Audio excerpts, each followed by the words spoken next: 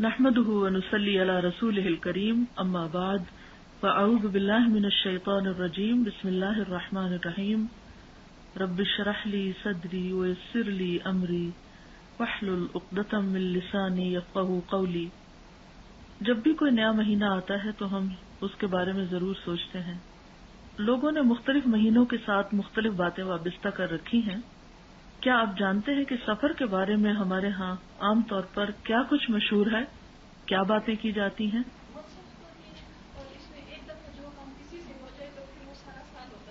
اچھا، یہ بھی ایک کانسیپٹ ہے کہ پہلے 13 دن زیادہ سخت ہیں اور اگر اس میں سے کسی سے کوئی غلط کام ہو جائے تو پھر سارا سال ہی ہوتا رہتا ہے۔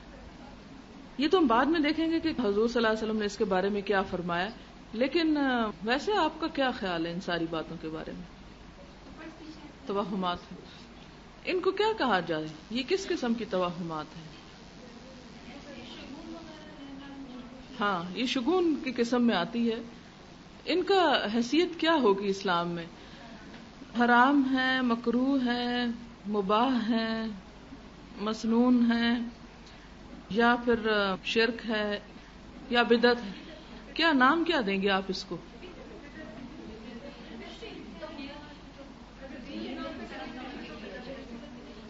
صرف بدعت ہے؟ اچھا، اگر آپ کہتے ہیں شرک ہے تو کیوں شرک کیوں ہے؟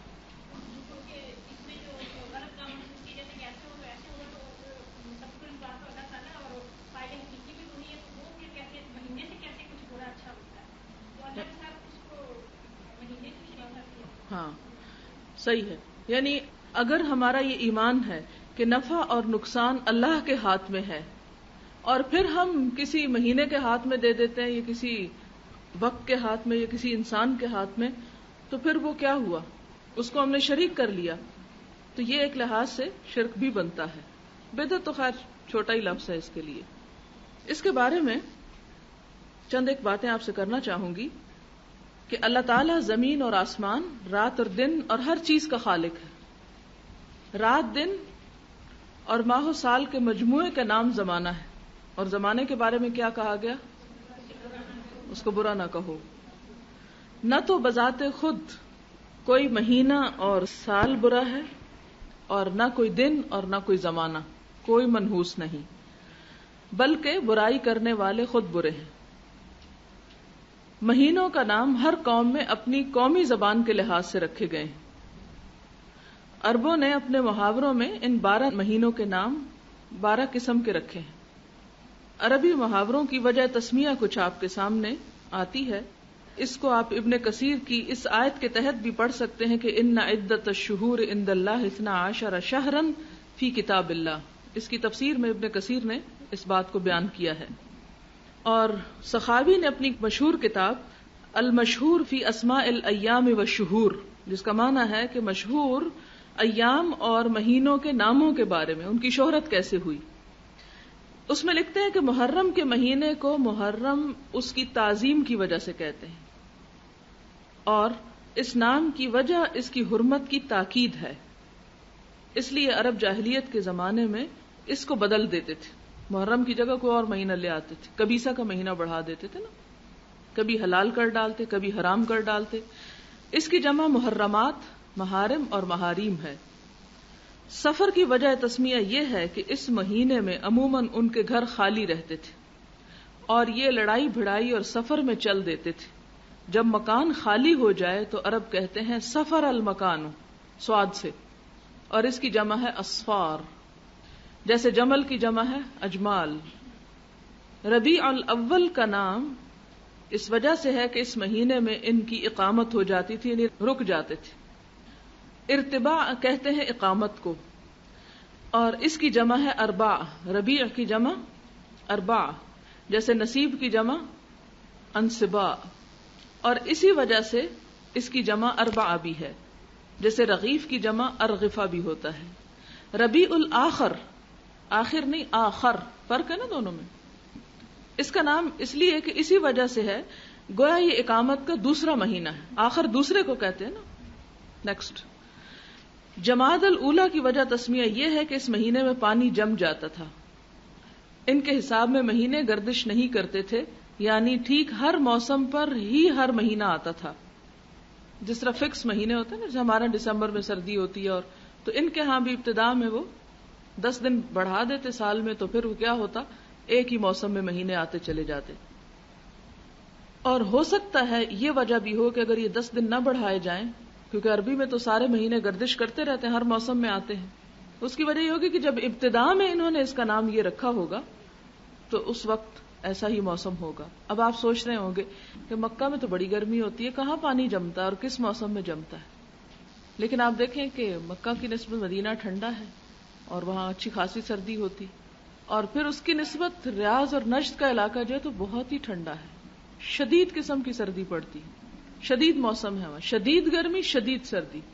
کہا جاتا ہے محمد بن عبد الوہاب کے سنتریوں میں سے ایک سنتری سردی سے جم گیا تھا، کہا جاتا ہے، I don't know صحیح ہے کہ نہیں، جس سے یہ ذہن میں آتا ہے کہ وہ جب ابتدا میں پہلی مرتبہ جو مہینوں کی سیٹنگ کر رہے ہوں گے ناموں کے اعتبار سے، تو اس میں جماد نقطہ ان جماد آپ کے ہاں بھی استعمال ہوتا ہے.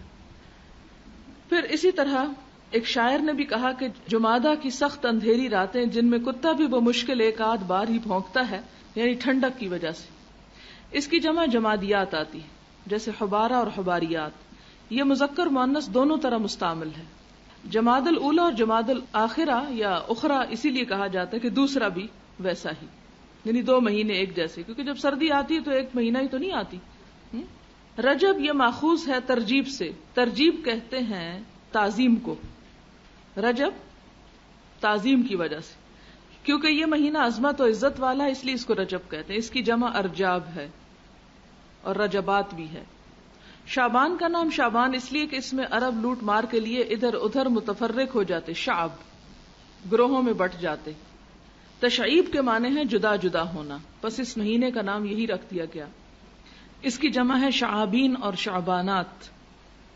رمضان کو رمضان اس لیے کہتے ہیں کہ اس میں اونٹوں کے پاؤں بوجہ شدت گرمی کے جلنے لگتے تھے. رمضت الفصال اس وقت کہتے ہیں جب اونٹوں کے بچے سخت پیاسے ہوں. اس کی جمع رمضانات آتی ہے، ہم تو اردو میں رمضانوں کہتے ہیں نا، تو رمضانات. اور رمادین اور رامزہ بھی آتی ہے. بعض لوگ یہ کہتے ہیں کہ یہ اللہ کے ناموں میں سے ایک نام ہے، یہ محض غلط اور ناقابل التفات قول ہے. اس کے بارے میں ایک حدیث بھی ہے لیکن وہ ضعیف ہے. شوال ماخوذ ہے شالت الابل سے، یہ مہینہ اونٹوں کی مستیوں کا مہینہ ہے، یعنی ابتدا میں جب رکھا گیا اس کا نام، اور یہ وہیں اٹھا دیا کرتے ہیں، اس لیے اس کا نام یہی ہو گیا. اس کی جمع شواویل اور شواول اور شوالات آتی ہے. ذوالقعدہ یا ذوالقعد کا نام ہونے کی وجہ یہ ہے کہ اس ماہ میں عرب لوگ بیٹھ جایا کرتے تھے. قعدہ کا معنی ہوتا ہے بیٹھ جانا، لڑائیاں لڑ کے بیٹھ جاتے، نہ لڑائی کے لیے نکلتے اور نہ سفر کے لیے. اس کی جمع ہے ذوات القعدہ. ذوالحج کو ذوالحج اس لیے کہتے ہیں کہ اس ماہ میں حج ہوتا ہے، اس لیے اس کا نام یہ مقرر ہو گیا. اس کی جمع ہے ذوات الحج، ذو سے ذوا اور حج کو حج ہی، حجات نہیں. تو یہ تھی ان ناموں کی وجہ تسمیہ. اب ہفتے کے دنوں کو لیجیے، اتوار سوموار منگل بدھ، تو عربی میں اس کو کیا کہتے ہیں؟ اتوار کو کہتے ہیں یوم الاحد، اس کی جمع احاد بھی ہوتی ہے. پیر کے دن کو کہتے ہیں اثنین، احد 1 اور اثنین 2، اور اس کی جمع اثانین آتی ہے. منگل کو ثلاثاء کہتے ہیں، ثلاثاء کیا ہے؟ تیسرا. یہ مذکر بھی بولا جاتا ہے اور مؤنث بھی. اس کی جمع ثلاثاوات اور اثالث آتی ہے. بدھ کے دن کو اربعاء کہتے ہیں، اس کی جمع اربعاوات اور ارابی آتی ہے. جمعرات کو خمیس کہتے ہیں، وہ اربع خمسہ سے خمیس، اس کی جگہ اخمسہ اور اخامس آتی ہے. جمعہ کو جمعہ اس لیے کہتے ہیں کہ اس میں جماعات آتی ہیں، لوگ اکٹھے ہوتے ہیں. ہفتے کو سبت کہتے ہیں، سبت کا معنی ہے قطع کرنا، کاٹنا. چونکہ ہفتے کے دنوں کی گنتی یہاں ختم ہو جاتی ہے، بات کٹ جاتی ہے، لہذا اس کو سبت کہتے ہیں.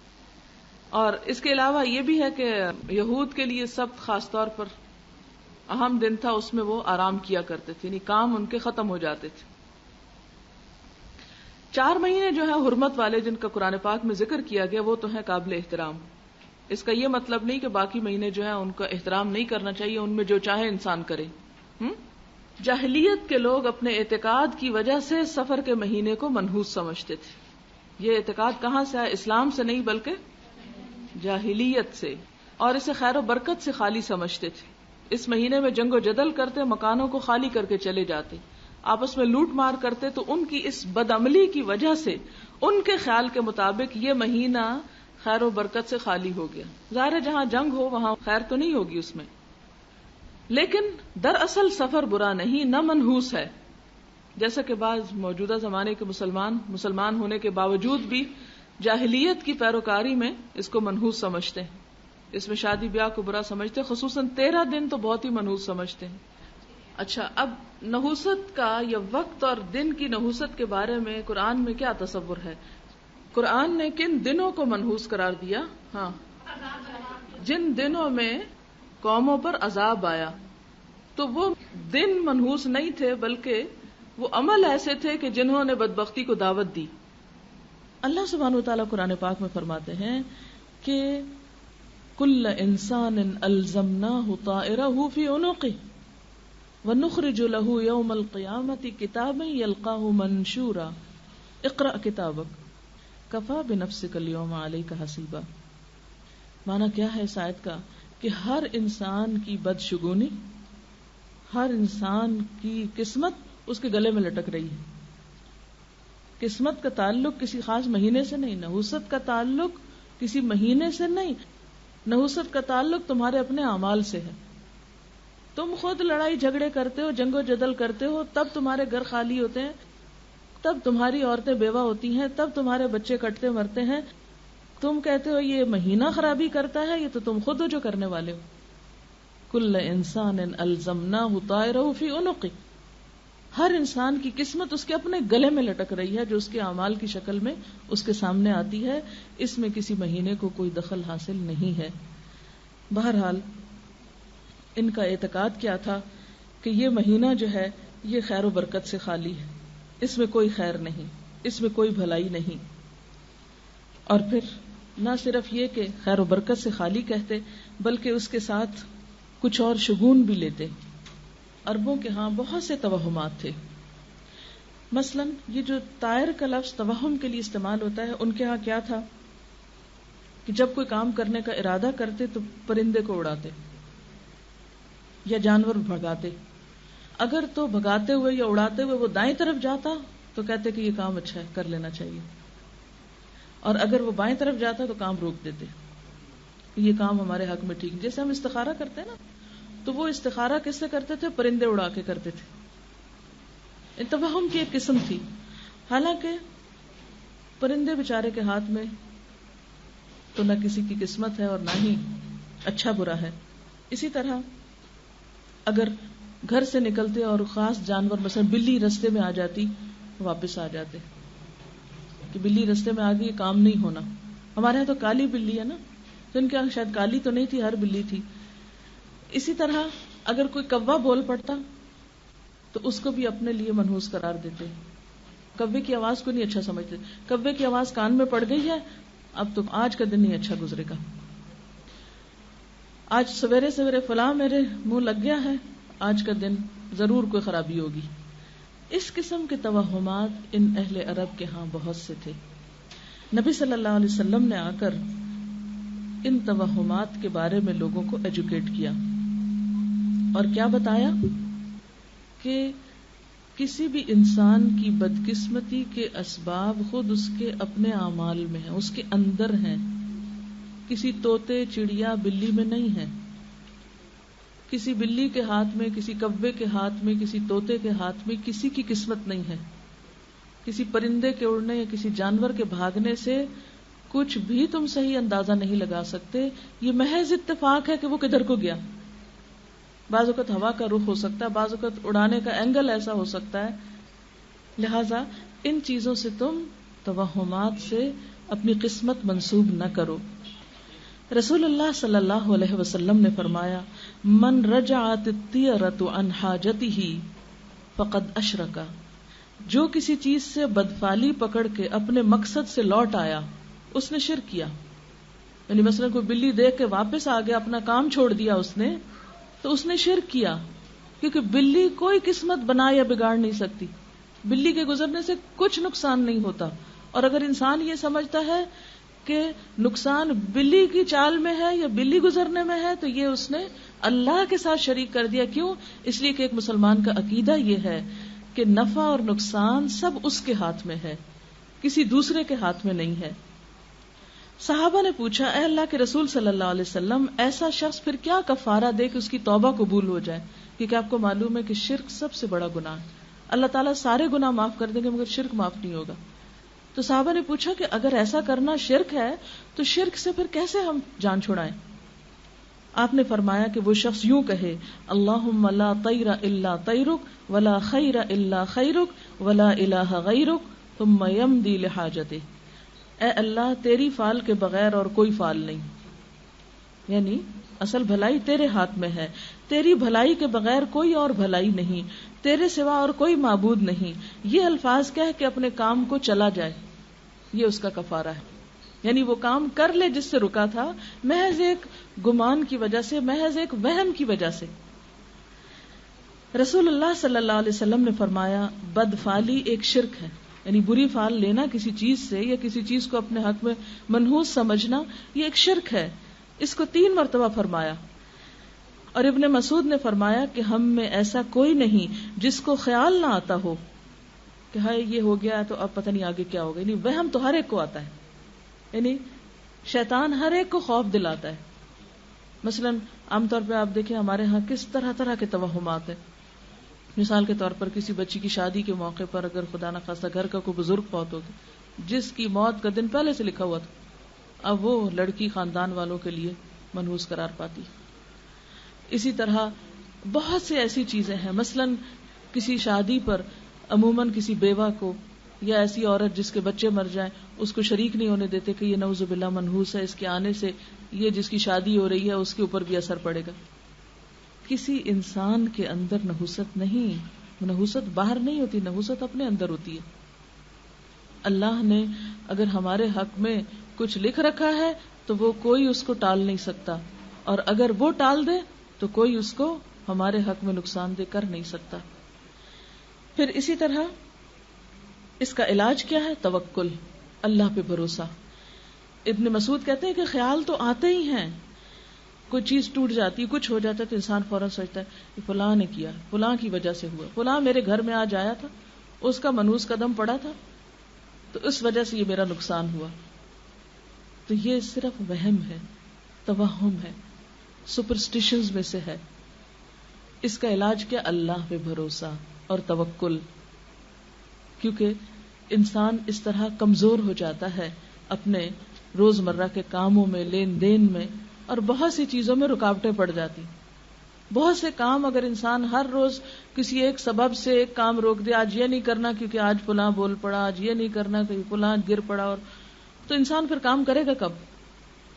مثلاً اگر آپ ساری بارات لے کے شادی کے لیے نکل رہے اور آگے سے کالی بلی رستہ کاٹ گئی تو اب کیا شادی روک دیں گے؟ سب جن کو اکٹھا کیا ان کو گھروں میں بھجوا دیں گے اور دلہن وہاں انتظار کرتی بیٹھی رہے گی اگر اس بات کو سچائی سمجھ لیا جائے. اور بلی پتہ نہیں کس شومیہ قسمت سے کہاں سے وہ گزر رہی تھی اپنے کس رزق کی تلاش میں. تو کس نے بتایا؟ کہاں لکھا ہوا ہے؟ کیا دلیل ہے ہمارے پاس؟ کچھ بھی نہیں، صرف لوگوں کی باتیں، صرف لوگوں کے خیالات ہیں کہ ایسا ہو جاتا اور ایسا ہو جاتا ہے. اس کے پیچھے نہ کہیں قرآن میں کچھ فرمایا گیا ہے، نہ نبی صلی اللہ علیہ وسلم کی سنت میں کچھ ہے، اور اپنی زندگی کو ہم نے محض انجانے اور بے حقیقت خوف کی وجہ سے مشکل بنا لیا ہے. اسی لیے اللہ سبحانہ وتعالیٰ قرآن پاک میں فرماتے ہیں الم تر الی الذین اوتوا الکتاب یؤمنون بالجبت والطاغوت. کیا تم نے دیکھا ہے ان کتاب والوں کو کہ یہ جبت اور طاغوت پہ ایمان لاتے ہیں؟ یہ جبت کیا چیز ہے؟ جبت کہتے ہیں بے اصل، بے حقیقت، بے فائدہ چیز کو، اور اسلام کی زبان میں کہانت، فال لینا، ٹونے ٹوٹ کے، بدشگونی، وہمی باتیں، وہمی خیال، سپرسٹیشنز، ان کو جبت کہتے ہیں. تو اللہ تعالیٰ فرماتے ہیں تم نے دیکھا یہ پیپل آف دا بک، یہ پڑھے لکھے لوگ، یہ کتاب والے جن کے پاس اللہ کی کتاب شریعت موجود ہے، ان کا حال دیکھو کہ یہ جبت پر ایمان لائے ہوئے ہیں، بے حقیقت باتوں کو مانتے ہیں، ان کی عقل کہاں گئی ہے. اور پھر وَيَقُولُونَ لِلَّذِينَ كَفَرُوا هَؤُلَاءِ أَهْدَىٰ مِنَ الَّذِينَ آمَنُوا سَبِيلًا. اور کافروں کے بارے میں کہتے ہیں کہ ایمان والوں سے تو یہی زیادہ سیدھے رستے پر ہیں، فرمایا اولئک الذین لعنہم اللہ، ایسے لوگوں پر اللہ لعنت کرتا ہے، یعنی جو بے حقیقت چیزوں پر ایمان رکھیں وہ اللہ کی رحمت سے محروم ہوتے ہیں. وَمَن يَلْعَنِ اللَّهُ، اور جس پر اللہ لعنت فرما دے، فَلَن تَجِدَ لَهُ نَصِيرًا، تو اس کے لیے تو ہرگز تم کسی کو اپنا مددگار نہیں پاؤ گے. یعنی اگر اللہ کی رحمت سے کوئی دور ہو جائے تو اللہ کے سوا کوئی نہیں کہ پھر اس انسان کی کوئی خیر کر سکے. رسول اللہ صلی اللہ علیہ وسلم نے فرمایا، پرندے کے نام سے، کنکری پھینک کے، لکیر کھینچ کے، پرندہ اڑا کے فال لینا سب جبت میں شامل ہے. یہ سب بے حقیقت باتیں، یعنی جو فال اور زائچے وغیرہ بناتے ہیں ان کی اسلام میں کوئی حقیقت نہیں. اسی طرح جادو، کہانت، فال گیری، ٹونے ٹوٹکے، یہ سب چیزیں اسلام میں ممنوع ہیں اور انسان کے دین کے لیے نقصان دہ ہیں. سحر یا جادو کے بارے میں فرمایا کہ جس نے جادو کیا اس نے گویا کفر کیا، یعنی ایمان کا دشمن ہے جادو. اور اسی طرح آپ نے کچھ پڑھ کے دھاگے پہ گرہ لگانے کو جادو کی قسم قرار دیا، کیونکہ بعض اوقات کسی کے پاس نہیں جاتے، لوگ خود ہی بیٹھ کے اس قسم کے کام کرتے رہتے ہیں. تو یہ سب چیزیں ناپسندیدہ ہیں. حضرت ابو ہریرہ رضی اللہ تعالی عنہ سے روایت ہے، صحیح بخاری کی یہ روایت ہے، رسول اللہ صلی اللہ علیہ وسلم نے فرمایا، مرض کا لگ جانا یعنی یہ وہم کرنا کہ مجھے فلاں سے لگی ہے، الو سے بدشگونی لینا، بیڈ اومن، اور سفر کے مہینے کو منحوس سمجھنا، یہ سب باتیں بے حقیقت ہیں، ان کی کوئی حقیقت نہیں. حضرت جابر بیان کرتے ہیں کہ میں نے خود رسول اللہ صلی اللہ علیہ وسلم سے سنا کہ مرض لگ جانا یعنی کسی سے اچھوت کا یہ سمجھنا کہ اسی سے لگا ہے، سفر کے مہینے کو منحوس سمجھنا اور بھوت پریت پر یقین کرنا، یہ سب خیالات ہیں، ان کی کوئی حقیقت نہیں.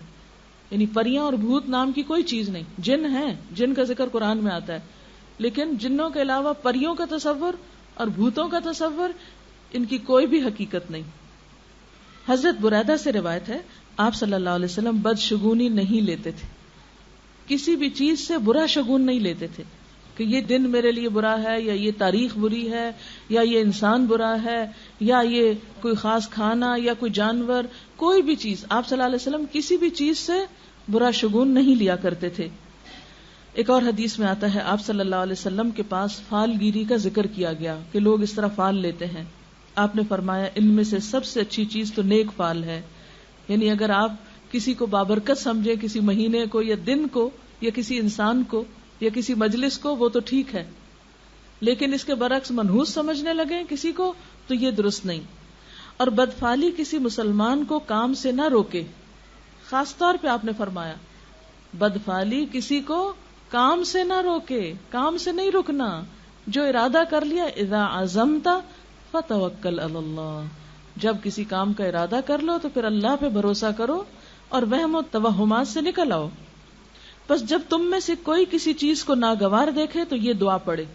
یعنی اگر سمجھے، دل میں خوف آئے یا خیال آئے کہ فلاں چیز کی وجہ سے پتہ نہیں اب یہ ہوتا ہے یا نہیں، تو یہ دعا پڑھنی چاہیے، اللہم لا یأتی بالحسنات الا انت ولا يدفع السیئات الا انت ولا حول ولا قوت الا بک.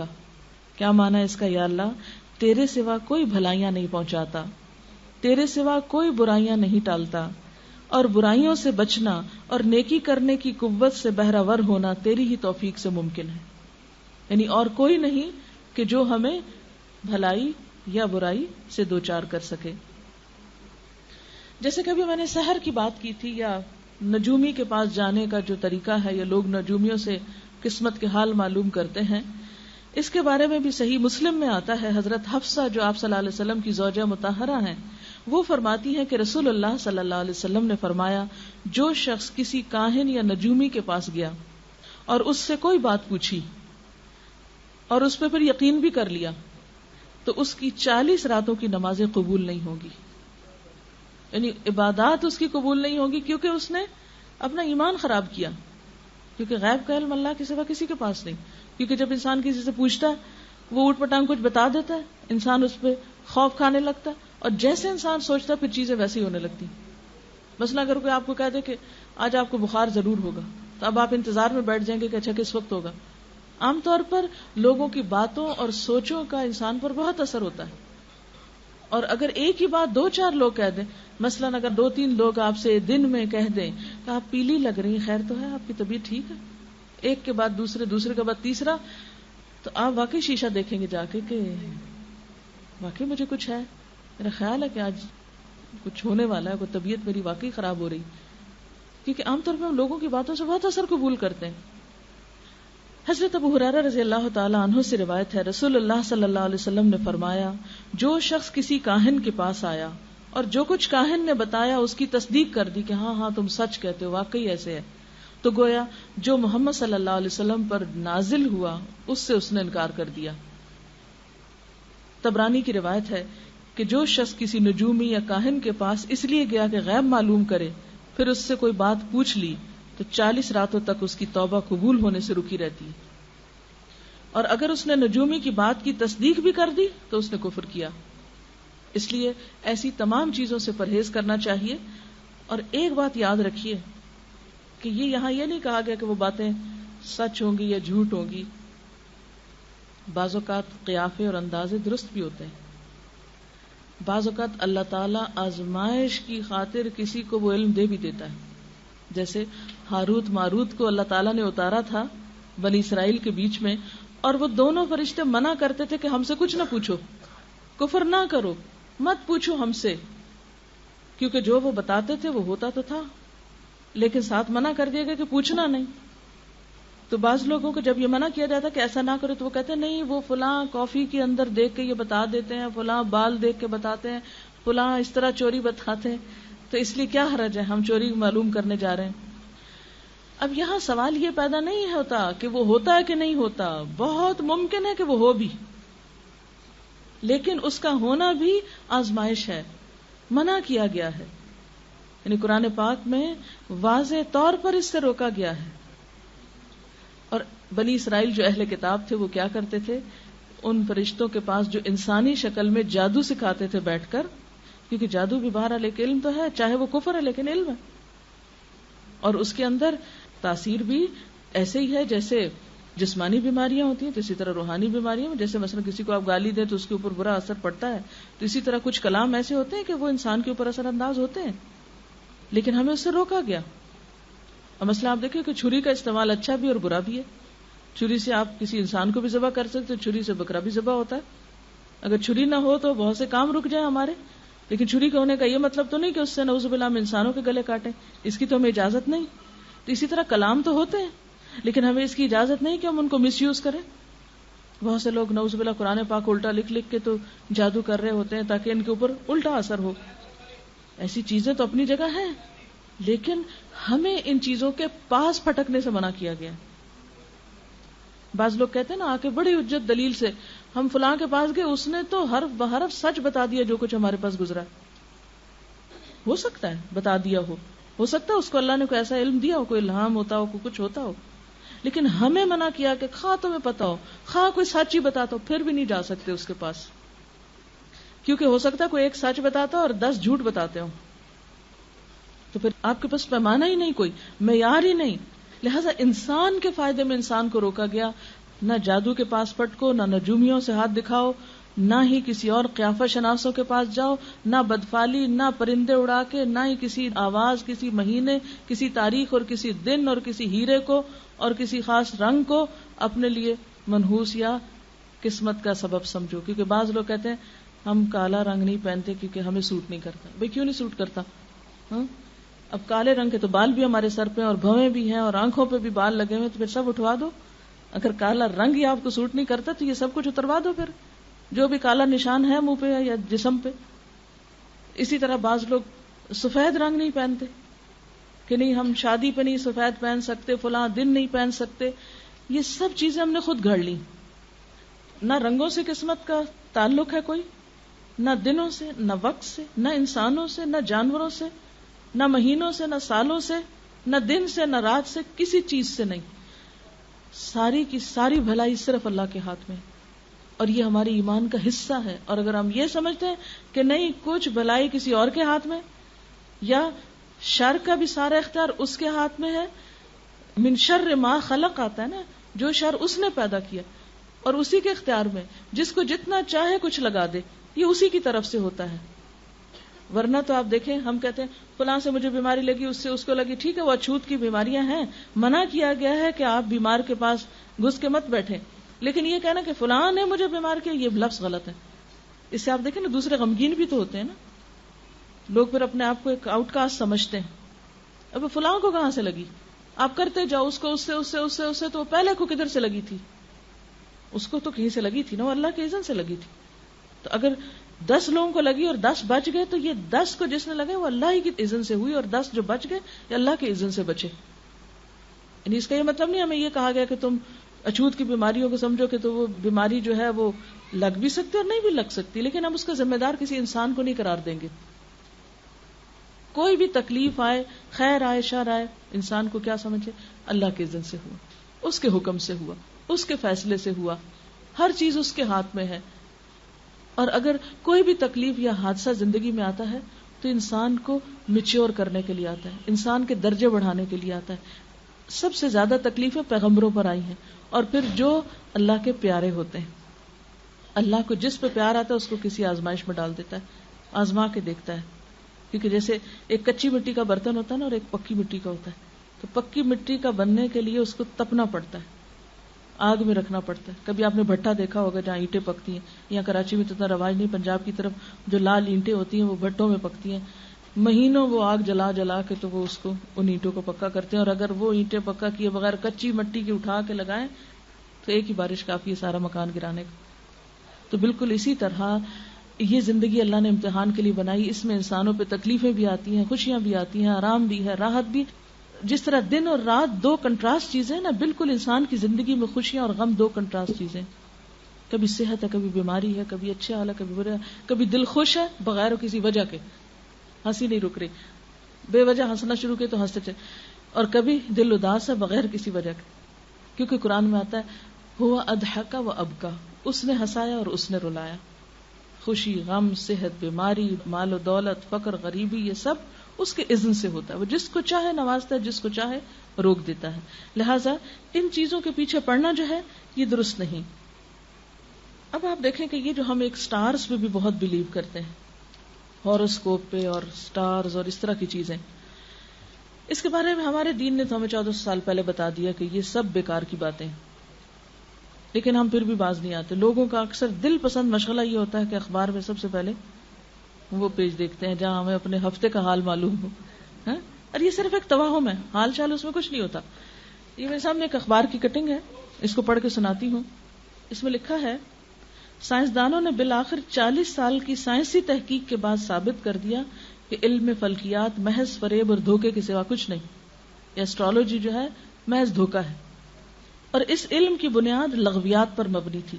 اس تحقیق پر 1958 سے لندن میں کام شروع ہوا، جس میں ایک سابق ماہر فلکیات اور سائنسدان جیفری ڈین اور کینیڈا کی کیچوان یونیورسٹی کی ماہر نفسیات ایوان کیلی نے حصہ لیا.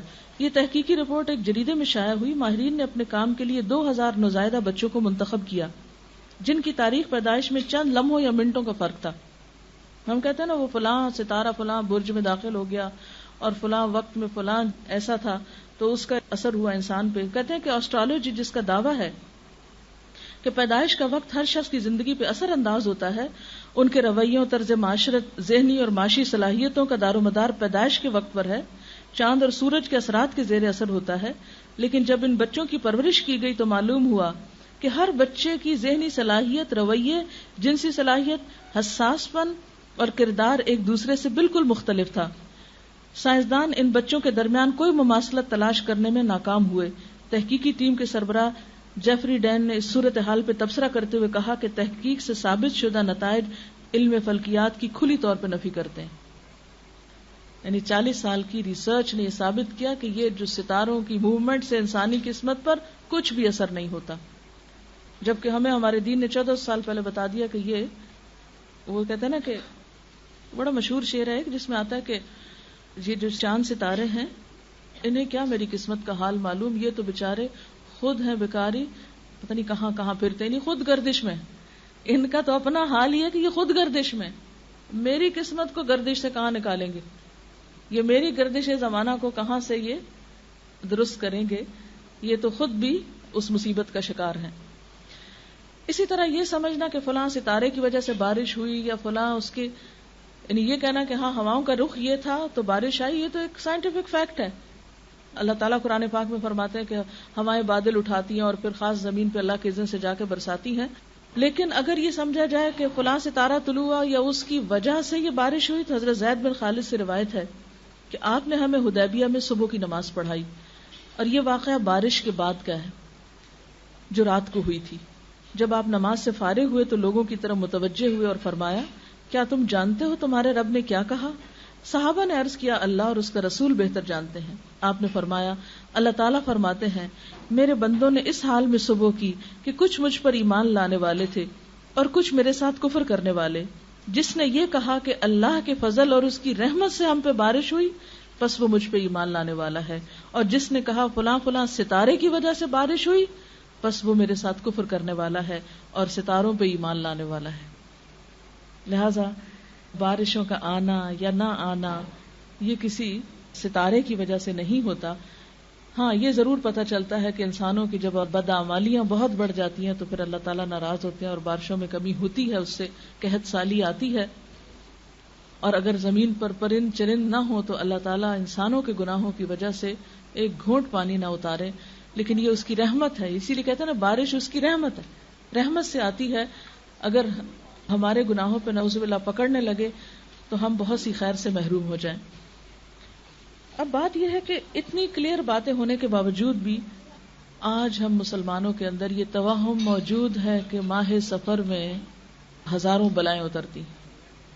آپ نے بھی یہ بات سنی ہوئی ہوگی، اسی لیے لوگ اس مہینے میں شادی بیاہ نہیں کرتے، اسی طرح کوئی خوشی کی تقریب نہیں کرتے، اور کہتے ہیں کہ اگر سفر میں شادی ہوئی تو صفر ہو جائے گی، یعنی کامیاب نہیں ہو سکتی، اس لیے سفر کے مہینے کا انتظار کرتے ہیں کہ ختم ہو جائے اور اس کے بعد پھر ربیع الاول میں پروگرام کریں۔ اور اس مہینے کی خاص طور پر 13 تاریخ کو بہت منحوس سمجھا جاتا ہے۔ اب آپ دیکھیں کہ 13 کا عدد انگریزوں میں بھی بڑا ناپسندیدہ عدد ہے، یہ بیڈ اومن لیتے ہیں اس سے۔ کینیڈا میں ایک جگہ پر مجھے جانے کا اتفاق ہوا تو کافی اونچی بلڈنگ تھی، اندر جب داخل ہوئے تو لفٹ میں جب گئے تو شاید 20th فلور یا کس پہ جانا تھا، تو وہاں کسی خاتون نے میری توجہ دلائی، کہتے آپ دیکھیں ذرا اس میں 13 کا عدد نہیں ہے، کیونکہ یہاں یہ توہم پڑھے لکھے لوگوں میں، اب آپ دیکھیں کہ باقی تو ان پڑھ ہیں، وہاں پڑھے لکھے لوگوں میں یہ توہم موجود ہے کہ 13ویں منزل پہ رہنا اور 13 نمبر کمرے میں رہنا اور 13 نمبر فلیٹ میں رہنا یہ منحوس ہے، حالانکہ 13 کا عدد کیا ہے، اس میں کیسے نحوست گھس گئی؟ لیکن خیال ہے، اس خیال نے ہمارے اوپر اتنا اثر کیا کہ ہم خوف کا شکار ہو گئے، اور پڑھے لکھے ہونے کے باوجود پوری ایک فلور جو ہے اس کا نمبر ہی اڑا دیا اور اس کو غائب کر کے اگلے پہ چلے گئے۔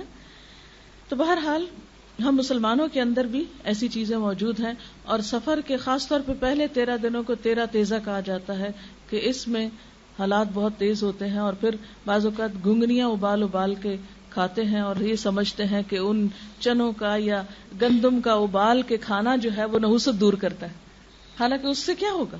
مجھے سمجھ نہیں آتی، کیا سال کے باقی دنوں میں چنے چاٹ نہیں کھاتے؟ اس کو کون سی نحوست ہوتی ہے؟ اگر خاص طور پر ان دنوں میں، اور اگر کسی کا ویسے اسٹمک اپسیٹ ہو تو وہ کیسے کھائے گا؟ اس کی نحوست تو پہلے سے آ چکی ہے۔ اچھا، دوسری انتہا یہ ہے کہ وہ آخری بدھ کو اچھا سمجھتے ہیں، اور اس میں کیا کہتے ہیں کہ بعض مزدور لوگ کام نہیں کرتے، چھٹی مناتے ہیں، اور مٹھائیاں بٹتی ہیں بعض اوقات جہاں بلڈنگز وغیرہ بن رہی ہوتی ہیں، اور اس دن کو بڑا ثواب کا کام سمجھتے ہیں۔ اور کیا سمجھتے ہیں کہ اس آخری بدھ کو نبی صلی اللہ علیہ وسلم صحت یاب ہوئے تھے، اور آپ صلی اللہ علیہ وسلم سیر و تفریح کے لیے مدینہ سے باہر گئے تھے، تو اس لیے بعض لوگ باقاعدہ پکنک مناتے ہیں اس بدھ کو، اور عید کی طرح خوشی مناتے ہیں اور سیر و تفریح کے لیے جاتے ہیں، اور خصوصاً عورتیں باقاعدہ اس دن بننے سنورنے کا بھی اہتمام کرتی ہیں۔ اس میں پہلی بات تو یہ کہ تاریخی اعتبار سے یہ بات ہی غلط ہے، بلکہ اس دن آپ صلی اللہ علیہ وسلم کی بیماری شروع ہوئی تھی جس میں آپ کی پھر وفات ہوئی۔ یعنی کہاں یہ کہ جہاں آپ کی بیماری شروع ہو رہی ہے، معلوم نہیں ہمیں کس نے سجھا دیا کہ اس دن آپ صحت یاب ہوئے؟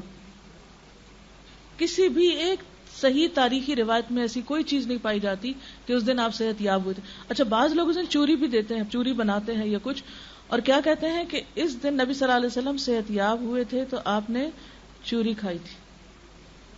اب آپ دیکھیں کہ نیا نیا کوئی شخص بیماری سے اٹھا ہو تو کیا اس کو چوری کھلاتے ہیں؟ یعنی عقل کو بھی یہ بات نہیں لگتی. یعنی آہستہ آہستہ انسان واپس لوٹتا ہے اور انسان کھانے کی طرف آتا ہے. اور آپ کو معلوم ہونا چاہیے کہ نبی صلی اللہ علیہ وسلم نے اپنی زندگی میں کبھی بھی چپاتی نام کی چیز نہیں کھائی، جس کو ہم چپاتی بولتے ہیں، یا میدے کی روٹی کبھی نہیں کھائی.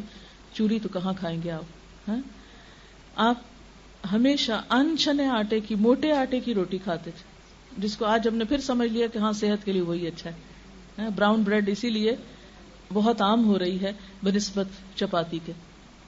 بہرحال بعض لوگ جو ہیں ان دنوں میں مٹی کے برتن توڑ دیتے ہیں گھر میں، اور وہ کہتے ہیں کہ اس طرح ساری بلائیں جو ہیں وہ ٹل جائیں گی. پھر اسی طرح کچھ لوگ اس مہینے میں آنے والے سال کے لیے 365 آٹے کی گولیاں بنا کے ہر گولی پہ قرآن کا کوئی خاص حصہ پڑھتے ہیں اور پھر مچھلیوں کو کھلاتے ہیں جا کے، اور یہ کہتے ہیں کہ اس سے بھی بلائیں ٹلتی ہیں. جی، یا ایھا المزمل ہر گولی پہ پڑھتے ہیں. تو اگر کسی شہر میں تالاب ہی نہ ہو اور سمندر اس کے کنارے نہ لگتا ہو، وہ کہاں مچھلیاں لائے گا اور ان کو کھلائے گا؟ اور اگر 2-4 مچھلیاں اور ان کو 365 گولیاں ہر ایک نے لا کے ڈالی ایک تالاب میں، تو میرا خیال ہے تالاب آٹے سے بھر جائے گا. بھر گیا؟ لا حول ولا قوت الا باللہ. مچھلیوں کو الٹا مارنے والی دنیا بھر میں انوائرنمنٹ کے بارے میں لوگ اتنے کانشیس ہیں، اور اگر وہ یہ دیکھیں کہ مسلمان جانوروں کو اس طرح آٹا کھلا کھلا کے مار رہے ہیں اور تالاب کو آٹے سے بھر رہے ہیں، تو کیا سوچیں گے ہمارے بارے میں؟ یعنی کس قدر ناسمجھی کی باتیں ہیں نا. تو بات یہ ہے کہ آپ صلی اللہ علیہ وسلم نے خاص طور پر سفر کا نام لے کے فرمایا کہ لا عدوى ولا طیر ولا ہم ولا سفر. کوئی سفر منحوس نہیں، سفر میں کچھ بھی نہیں ہے، کوئی ایسی خاص عبادت نہیں ہے، کوئی نحوست نہیں ہے، کوئی اور اس قسم کی توہمات کرنے کی ضرورت نہیں ہے. جو حدیث میں آپ کو سنا رہی ہوں یہ باقاعدہ اوتھینٹک بخاری مسلم کی حدیثیں ہیں کہ جس میں آپ صلی اللہ علیہ وسلم نے اپنے لوگوں کو توہم سے نکالا تھا، اور ہم نے پھر باتیں گڑ گڑا کے دوبارہ اپنے آپ کو اسی چکر میں ڈال دیا. پہلی بات یہ کہ اس مہینے میں نبی صلی اللہ علیہ وسلم سے کسی خاص عبادت کی بھی کوئی تاکید نہیں ہے، صرف یہ کہ آپ کا معمول تھا کہ ہر مہینے کے جو ایام بیس ہوتے تھے اس میں روزے رکھتے تھے، اور وہ سفر میں بھی اور ربیع الاول اور ہر مہینے میں. ایام بیس کیا ہے؟ چاند کی 13، 14 اور 15 تاریخ جب فل مون ہوتا ہے. جب فل مون ہوتا ہے نا تو اس کی روشنی اور اس کا جو وہ ایک خاص ہے. تو آپ نے دیکھا کہ سمندر پر بہت سر انداز ہوتا ہے، یعنی اس سے مد و جزر ہوتا ہے، ہائی ٹائیڈ ہوتی ہے. تو اسی طرح انسانی جسم کے اندر بھی یعنی ایک خاص قسم کی وہ اس کے جو جذبات ہیں یا اس کے اندر جو ایک احساسات ہیں ان پر ضرور اثر انداز ہوتا ہے. اور یہ قسمت یا وہ کوئی ان نون چیز نہیں ہے، اسے سائنٹیفک فیکٹ کے جو چاند کے جو روشن راتیں ہیں وہ سمندر کے پانی پر اثر انداز ہوتی ہیں، اسی طرح انسانی طبیعتوں پر بھی اثر انداز ہوتے ہیں. تو انسان کو کول ڈاؤن کرنے کے لیے نبی صلی اللہ علیہ وسلم نے ان 3 دنوں کے روزے کو مسنون قرار دیا، جو صرف سفر میں نہیں ہر مہینے رکھے جا سکتے ہیں. اور رمضان میں تو خیر سارا ہی مہینہ ہوتا ہے، 13، 14 اور 15 چاند کی. اب یہ جتنی بھی توہمات ہیں، مثلا آپ دیکھیں ہمارے ہاں یہ کہتے ہیں کہ دائیں آنکھ پھڑ کے تو مصیبت آتی ہے، نعوذ باللہ. ہتھیلی میں خارش ہو تو پیسے ملتے ہیں، رات کو جھاڑو دیں تو رزق چلا جاتا ہے، منڈیر پہ کوا بولے تو مہمان آ جاتا ہے، جوتے پہ جوتا ہے سفر ہوتا ہے، اور 1001 مثالیں آپ ڈھونڈ سکتے ہیں کہ جو توہمات ہمارے ہاں پائے جاتے ہیں، اور اس سے خود بخود نتیجے نکال لیتے. اگر کوئی پوچھے یہ جو تم کہہ رہے ہو کہ ہاتھ پہ ہتھیلی پہ خارش سے ایسا ہوتا ہے پیسہ ملتا ہے، تو کیا غریبوں کے ہاتھ پہ کبھی خارش نہیں ہوئی ہوگی؟ یہ غریبوں کو کبھی خارش کی بیماری نہیں لگی ہوگی؟ یہ سب ہمارے اپنے فتوے ہیں اور یہ جھوٹی باتیں ہیں، ان کی کوئی حقیقت نہیں ہے. یاد رکھیں مومن کا عقیدہ کیا ہے کہ نفع اور نقصان صرف اللہ کے ہاتھ میں ہے. سورۃ التوبہ آیت نمبر 51 میں اللہ تعالیٰ فرماتے ہیں قُل لَن يُصِيبَنَا إِلَّا مَا كَتَبَ اللَّهُ لَنَا هُوَ مَوْلَانَا وَعَلَى اللَّهِ فَلْيَتَوَكَّلِ الْمُؤْمِنُونَ. آپ کہہ دیجئے ہمیں ہرگز کوئی برائی یا بھلائی نہیں پہنچتی مگر وہ جو اللہ نے ہمارے لیے لکھ دی. اللہ ہی ہمارا مولا ہے اور اہل ایمان کو اسی پہ بھروسہ کرنا چاہیے. پھر اسی طرح نبی صلی اللہ علیہ وسلم ایک مرتبہ حضرت معاذ کا ہاتھ پکڑ کے فرماتے ہیں یا معاذ واللہ انی احبک، اے معاذ اللہ کی قسم میں تم سے محبت کرتا ہوں. دیکھو میں تمہیں چند کلمات سکھاؤں گا، ہر نماز کے بعد ان کو پڑھنا نہ بھولنا. اور وہ رب اعنی علی ذکرک و شکرک و حسن عبادتک، اللہ میری مدد فرما اپنے ذکر پر، اپنے شکر پر اور خوبصورت عبادت پر. اسی طرح آپ صلی اللہ علیہ وسلم نے ایک اور دعا سکھائی، ہر نماز کے بعد یہ پڑھی جاتی، اللہم لا مانع لما اعطیت ولا معطی لما منعت ولا ينفع ذا الجد منک الجد. اے اللہ نہیں کوئی روک سکتا جو آپ عطا کر دیں، یعنی تو جو دے تو کوئی بھی اس میں رکاوٹ نہیں ڈال سکتا، اور کوئی دے نہیں سکتا جو آپ روک دیں. اگر اللہ کا اذن نہ ہو تو ساری دنیا کے لوگ مل کر بھی فائدہ نہیں دے سکتے. جیسا کہ ایک اور حدیث میں آتا ہے کہ آپ صلی اللہ علیہ وسلم نے فرمایا کہ تم یقین رکھو کہ اگر سارے لوگ مل جائیں اور تمہیں کچھ فائدہ دینا چاہے تو جب تک اللہ کا اذن ہو نہیں دے سکتے، اور سارے مل کے کوئی نقصان دینا چاہے تو نہیں دے سکتے جب تک اللہ کا اذن نہ ہو. اور نہیں فائدہ دے سکتی کسی دولت مند کو آپ کے عذاب کے مقابلے میں دولت، یعنی قیامت کے دن انسان کی دولت اس کو عذاب سے نہیں بچا سکے گی. اور آخری بات یہ کہ یہ جو ہم طوطا فال لیتے ہیں یا چوری کے لیے فال نکلواتے ہیں، اس میں بھی بہت احتیاط کی ضرورت ہے. بعض اوقات اگر کسی کی چوری ہو جائے تو لوگ کیا کرتے ہیں کہ امام مسجد یا کسی بھی علم والے سے دیوان حافظ یا گلستان یا قرآن پاک سے فال نکالتے ہیں، اور سچا عقیدہ ان کا ہوتا ہے، وہ مخصوص ورقے کھول کے تو ان کے اندر سے کوئی اندازے لگاتے ہیں کہ اچھا یہ لفظ آ گیا تو اس لفظ سے فلاں کا نام بنتا ہے، اور کون کون ہے تمہارے خاندان میں اس طرح، تو کسی نہ کسی پہ الزام لگا دیا جاتا ہے کہ فلاں چور ہے تمہارے گھر میں. اس کے بارے میں ایک واقعہ ہے کہ ایک شخص پر اسی طرح چوری کا الزام لگا، بڑا ناسمجھ شخص تھا. اس نے جا کے مسجد میں قرآن کا ورقہ بھی پھاڑا اور کہا یہ قرآن بھی جھوٹا اور امام بھی جھوٹا، کیونکہ وہ چور نہیں تھا. اس پہ ناحق الزام، اس نے بھی بہت غلط کیا. لیکن بات یہ ہے کہ اسلام میں چوری معلوم کرنے کا یہ طریقہ بالکل درست نہیں. اس سے کیا ہے، اگر آپ نے کسی پہ ناحق الزام لگایا تو سخت پکڑ ہوگی. اور دوسرا یہ کہ قرآن پاک اس لیے نہیں آیا کہ ہم اس میں سے کسی کی چوری معلوم کریں، وہ ایسے علم دینے کے لیے ہمیں نہیں، وہ تو ذالک الکتاب لا ریب فیہ ھدی للمتقین، یہ کتاب جس میں کوئی شک نہیں، متقیوں کو ہدایت دینے کے لیے آئی ہے، رہنمائی دینے کے لیے آئی ہے، نہ کہ لوگوں کی چوری بتانے کے لیے. اور جہاں تک اس بات کا تعلق ہے نا کہ یہ جو انسان کو ڈر ہوتا ہے کہ کوئی مصیبت نہ آ جائے یا کوئی تکلیف نہ آ جائے، تو اس سے بچنے کے لیے حفاظت کی دعائیں موجود ہیں جو صرف سفر کے مہینے میں نہیں سارا سال پڑھنی چاہیے. صبح و شام کی دعائیں جو ہیں، مسنون اذکار جو ہیں، جس میں اگر باقی دعائیں نہ بھی آتی ہوں تو آیت الکرسی چاروں کل صبح شام پڑھ کے اپنے پہ اور بچوں پہ دم کر دیں، انشاءاللہ بہت سی حفاظت کے لیے کافی. اسی طرح سورۃ البقرہ کی آخری آیتیں آمن الرسول سے آپ صلی اللہ علیہ وسلم نے فرمایا جو شخص شام کے وقت ان کو پڑھ لیتا ہے وہ رات بھر کے لیے اس کو کافی ہو جاتی، کوئی بلا ولا نہیں اترے گی، کوئی مصیبت. اور یہ جو آخری آیتیں ہیں یہ اتنی خوبصورت آیتیں ہیں کہ آپ صلی اللہ علیہ وسلم نے ایک دفعہ فرمایا کہ آج آسمان کا ایک دروازہ ایسا کھلا ہے کہ جس سے پہلے کبھی نہ کھلا تھا، ایک فرشتہ ایسا اترا ہے جس سے پہلے کبھی نہ اترا تھا، اور وہ ایسی آیتیں لے کر آیا ہے جو آج سے پہلے کسی نبی کو نہیں ملی. اور وہ اللہ تعالیٰ نے زمین و آسمان کی تخلیق سے بھی 2000 سال پہلے لکھی تھی یہ آیتیں. آمن الرسول سے آخر تک عرش کے خاص خزانے سے یہ آیتیں ملی ہیں ہم کو، ہم سے پہلے کسی امت کو نہیں ملی. تو اگر آپ مغرب کے وقت نماز میں ہی مثلاً اس کو پڑھ لیں، عادت بنا لیں، یا کسی بھی وقت رات کو سونے سے پہلے پڑھ لیں، آیت الکرسی پڑھ کے چاروں طرف پھونک دیں، تو انشاءاللہ اللہ کی حفاظت پہ آپ رہیں گے. ورنہ کسی اور کے بس میں حفاظت نہیں ہے کسی کی. ولا یؤودہ حفظہما وہو العلی العظیم. کیوں؟ اس لیے کہ لا تأخذہ سنۃ ولا نوم، نہ اللہ تعالیٰ سوتے ہیں نہ اس کو اونگ آتی. کتنے بھی گارڈ رکھ لیں اونگ آ سکتی، ان کو نقصان پہنچایا جا سکتا، لیکن اللہ تعالیٰ کی ذات کوئی اس تک نہیں پہنچ سکتا. لہذا اصل حفاظت اسی کی حفاظت ہے. اس لیے انسانوں سے بے نیاز ہو کر کوئی انسان آپ کو نقصان نہیں دے سکتا. یاد رکھیں، یقین ہونا چاہیے اور ایمان ہونا چاہیے. اس سے انسان کے اندر اتنا توکل اور اتنی بے خوفی اور اتنا اطمینان آتا ہے کہ کوئی مجھے نقصان نہیں دے سکتا جب تک اللہ نہ چاہے، اور میں اپنے آپ کو اللہ کی حفاظت میں دیتی ہوں. اور اسی طرح آپ کا مال، جان، عزت، ہر چیز اس کے ہاتھ میں. نبی صلی اللہ علیہ وسلم کا طریقہ کیا تھا؟ جب کوئی خوف ہوتا، جب کوئی پریشانی ہوتی، جب کوئی تکلیف ہوتی، فوراً اللہ کی طرف رجوع کرتے.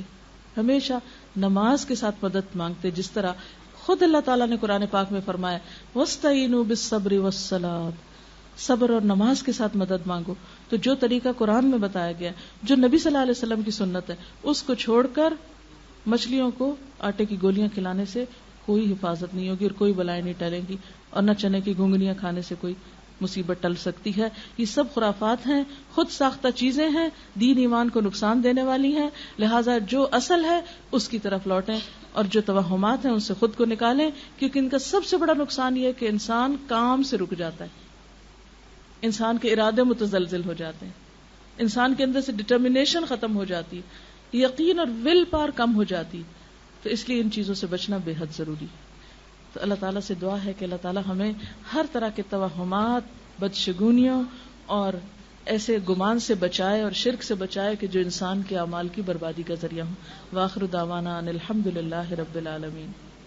سبحانک اللہم وبحمدک نشہد ان لا الہ الا انت نستغفرک ونتوب الیک. والسلام علیکم ورحمۃ اللہ وبرکاتہ.